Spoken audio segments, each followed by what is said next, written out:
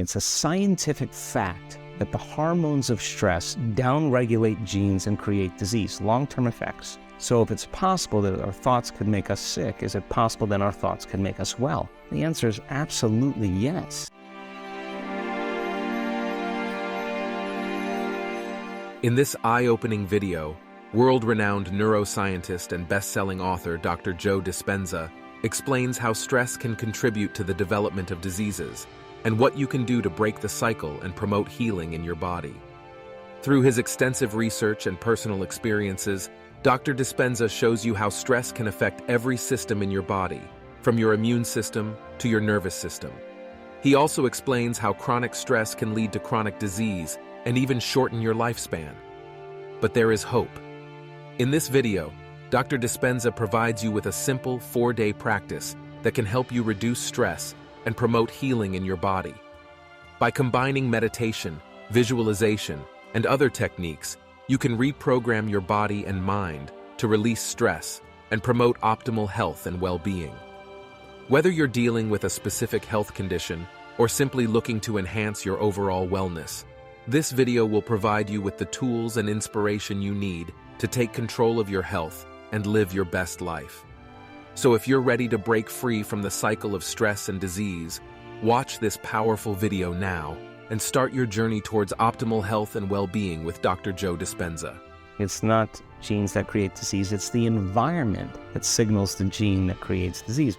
Let's talk about it in terms of survival or creation.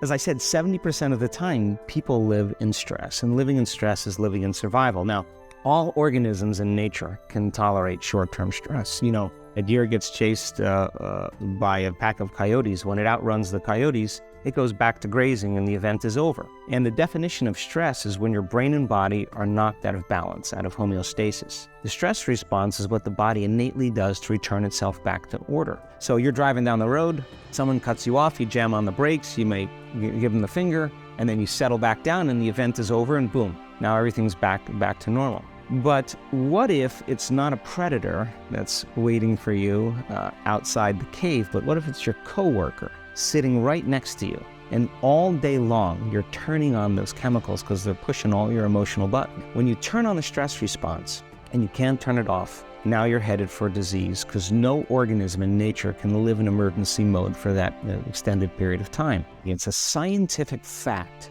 that the hormones of stress downregulate genes and create disease, long-term effects. Human beings, because of the size of the neocortex, we can turn on the stress response just by thought alone. We can think about our problems and turn on those chemicals. That means then our thoughts could make us sick.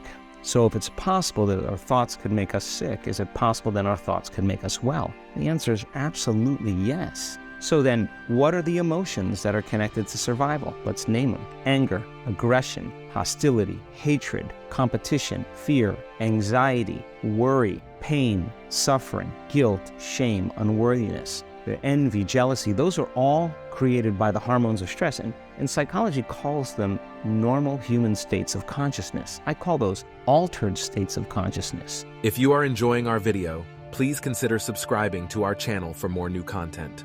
So then we tend to remember those traumatic events more, because in survival, you better be ready if it happens again.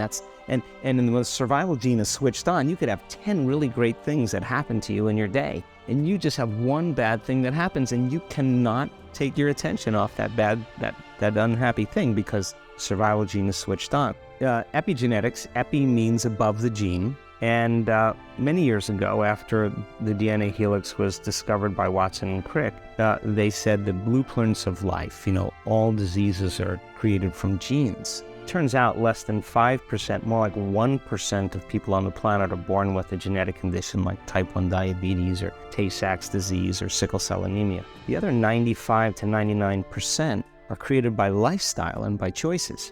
You can take two identical twins, exact same genome. One dies at 51, the other one dies at 85. Same gene, different environment. So all of a sudden they said, we lied. That was wrong. It's not genes that create disease. It's the environment that signals the gene that creates disease. Well, okay, But that's not the whole truth too, because you could have two people working side by side in the same factory. One gets cancer after being exposed to a carcinogenic for 25 years. Both working for 25 years, the other one has no cancer at all. So there must be some internal order that would cause one person to not get it while another one does. So is it possible then, if the environment signals the gene, and it does, and the end product of an experience in the environment is called an emotion, can you signal the gene ahead of the environment by embracing an elevated emotion? We've done the research on this where we measured 7,500 different gene expressions in a group of people that came to an advanced event for 4 days. And we had them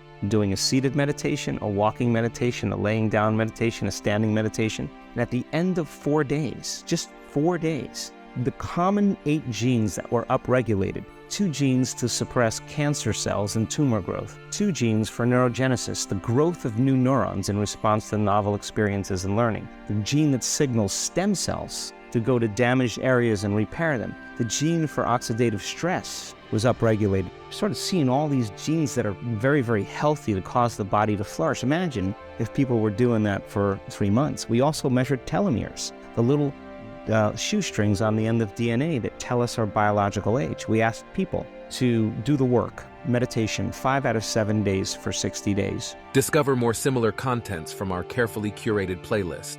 Watch more informational videos from the top corner.